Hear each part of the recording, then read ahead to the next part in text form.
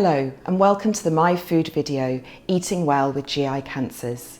I am Lucy Eldridge, I'm an oncology dietitian and I've supported this programme giving dietetic and nutritional advice. Nutrition can help with the whole pathway. It can help you with your weight, it can help you feel stronger, it can help you be able to continue your activities of normal daily living. Through this video we'll be hearing from cancer patients and their carers of their lived experience of having a GI cancer and how they manage their nutrition during this time.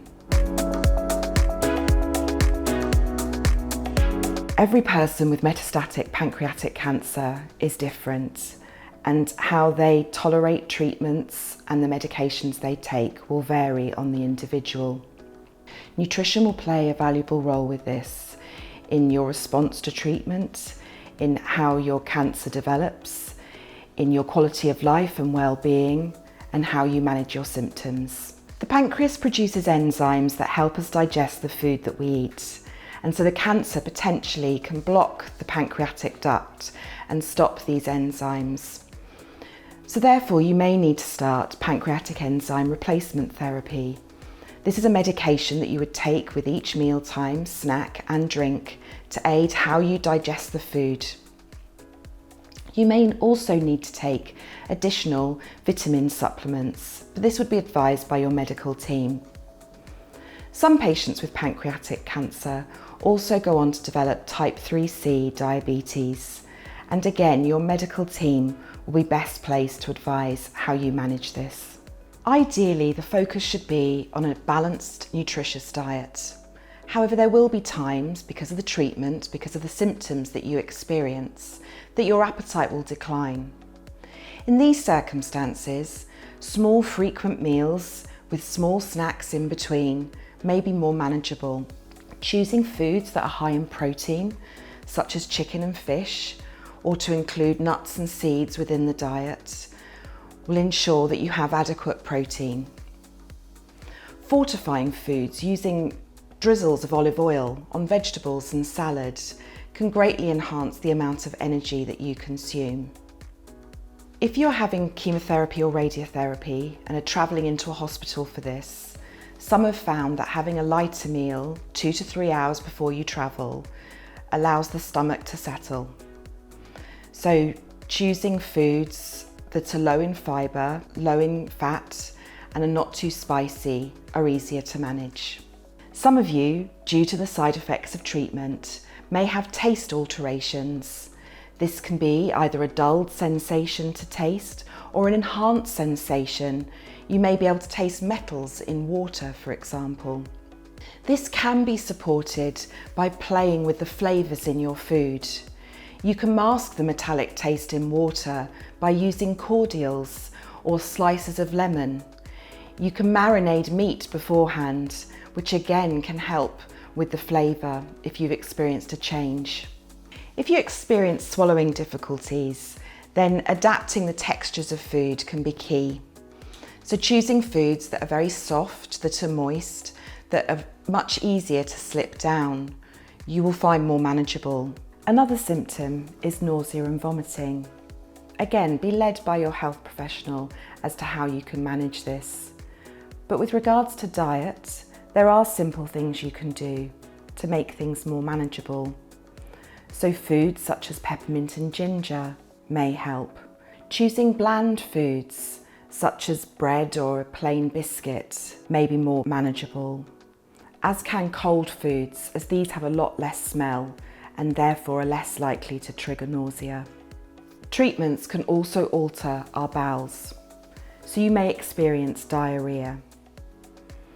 During this time, you may find it easier to have foods that are low in fibre.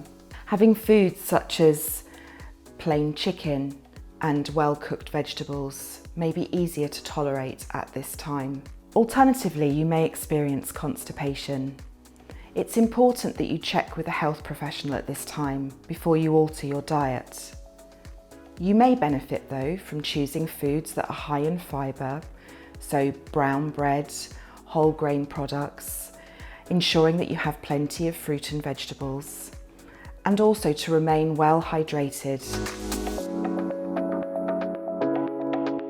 We are now going to see a demonstration of a nutritious meal that you can share with your family. It has plenty of vegetables, a good amount of calories, and is quick and easy to prepare. Vegetable Cumberland pie is a great example of a tasty meal if you're living with a GI cancer. These are the key steps for the recipe. Boil the potatoes until tender, then drain and make a soft mash using a little of the milk. In a large thick bottom saucepan, measure out the oil and put on a medium heat. Add the chopped onion and cook until translucent. Crush the garlic into the pan and add the butternut squash, red pepper, mushrooms and courgettes and sauté for 3 to 4 minutes. Carefully sprinkle the flour and sweet paprika into the pan, stirring all the time. Cook for 1 minute on a low heat. Gradually add the rest of the milk, stirring all the time to avoid lumps to form a sauce. Stir the drained butter beans into the sauce with some black pepper and pour the contents into a large oven-proof dish. Top with mashed potato and bake in the oven for 30 minutes until golden brown. This recipe can be served with a portion of lightly cooked green vegetables such as broccoli or cabbage, or some sliced tomatoes. We are now going to hear from Pat, who has a pancreatic cancer, about her lived experience and how she has adapted her diet.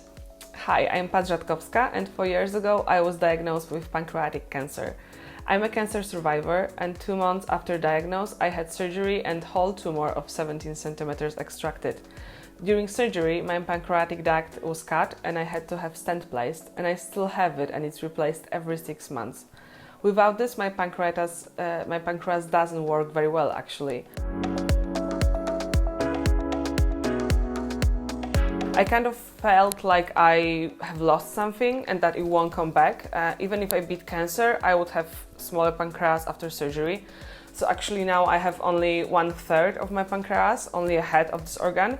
So as I was aware that my life and nutrition would have to change, but I wasn't really ready. I was adjusting to this with everyday passing, and I had to learn how to live with this new way of life. So while being in the hospital, and I've spent there almost 5 weeks after surgery, I wasn't allowed to eat anything. I was just getting some IVs with basic nutrients, so I was losing strength rapidly to the point that I passed out in a hospital bathroom. And that was the moment when parenteral nutrition was given to me. And a few weeks later, I had stent placed in my pancreatic duct, and I was discharged from hospital and went home, but with anemia.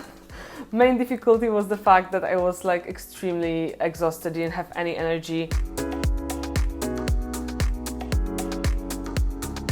What worked the best for me about changing my diet, it was actually observation. I've been more monitoring myself very carefully, how I felt after a certain type of food, what made me feel bad, what was okay. I even had an eating journal where I had been writing down all my meals and observations, side effects I was having. It helped me find food that were not okay for me, like fried food, fat, or spicy, but also helped me to find those that worked the best, like steamed vegetables, dairy plant alternatives, some low sugar sweets, or fish and eggs. Yes, absolutely. It was so hard to accept changing in my diet and in my eating habits. It was hard, and it still is very hard for me. I still adjust to my new eating habits, and the hardest part for me is actually not to think about it as a diet or some restrictions that I have, but actually to treat it like another way of life and nutrition.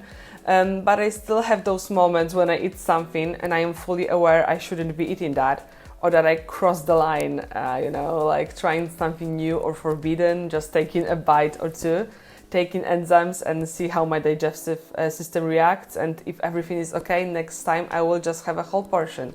Maybe smaller, but still a whole portion, not just a bite. I love eating out and I love eating at other people's house. At the very beginning it was hard and it required some planning ahead. Now I generally know what I can eat or not, and I always have my enzymes with me, so it helps me. And I know there always would be something for me in the menu, but it wasn't like that all the time.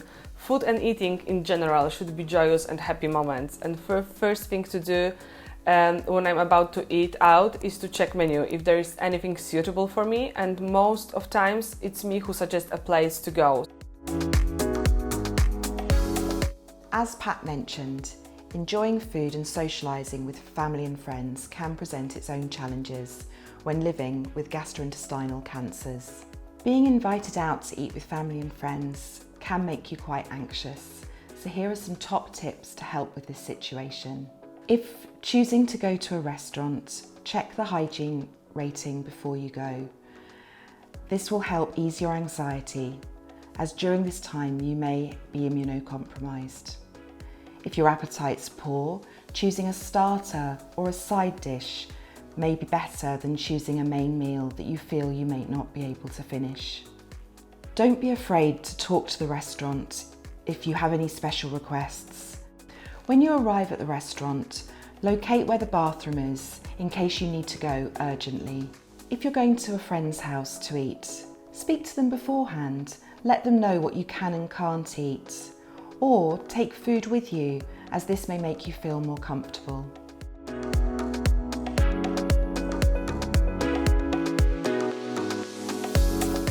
Hopefully you found these tips useful, but if you do need further advice or guidance, do speak to your healthcare teams.